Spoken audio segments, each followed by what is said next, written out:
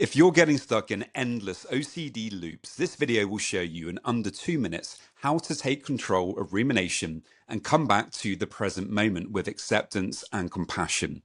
The important thing with rumination is that we're constantly looking for certainty. We've convinced ourselves that the intrusive thoughts, the uncertainty, the doubt, has to be figured out. We have to get rid of it. We have to have that certainty almost immediately. And that if we don't get it, then something awful is going to happen. The anxiety is going to come up. We're going to feel worse and worse. We're going to get really, really stuck in that trap. The reality is that actually, you can learn to tolerate that discomfort and you can learn how to bring more acceptance to it. So how do we do that? Well, there's a really powerful technique known as the 3 steps. And what it involves is this. Step 1 is to acknowledge. First of all, you just have to tell yourself, hey, I'm triggered. That's why I'm wanting to try to figure this out. You don't need to figure it out anymore, but you do need to label it to yourself. Step 2 is to tolerate. This means allowing the difficult sensation to be there. You don't have to figure it out. You don't have to have that certainty, but you do need to allow the discomfort of being triggered to be there in your body without trying to push it away. And importantly, to help you with tolerating, you also need to refocus your attention back onto the present moment. And what that really involves is whatever is in front of you in that moment. It's really about learning to pay much more attention to that thing. So often, we're somewhere, we're doing something, we're with people, we should be attending to an activity, but we're not really, because we're so caught up by the OCD that we're trying to figure it out. We're ruminating and we're looking for certainty. If you can refocus your attention with energy, with determination onto the things that you want to pay attention to, eventually OCD is going to begin to take a back seat.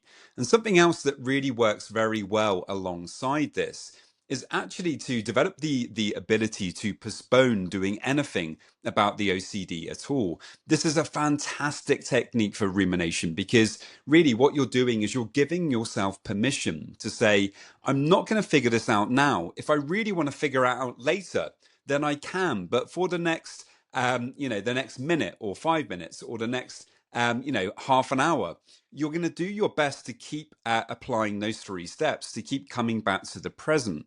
Now, this isn't about perfection. It doesn't mean that you can't ruminate at all. Of course, OCD is very sneaky. It might kind of persuade you to do a little bit of rumination, or it might be happening for you so automatically that it almost feels impossible. But the reality is, anytime that it pops up into your consciousness, you have a choice to kind of bring your attention somewhere else.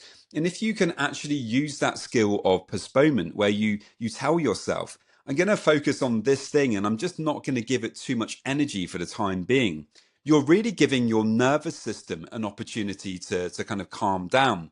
When we're constantly, in doubt and we're looking for that certainty and we're fighting, we're kind of fighting ourselves, we're fighting our bodies, we're fighting the difficult emotions that are coming up. All we're really doing is giving more and more attention and energy to the OCD to actually take back control from it. What it involves is actually being more self-determined, realizing that you have choice.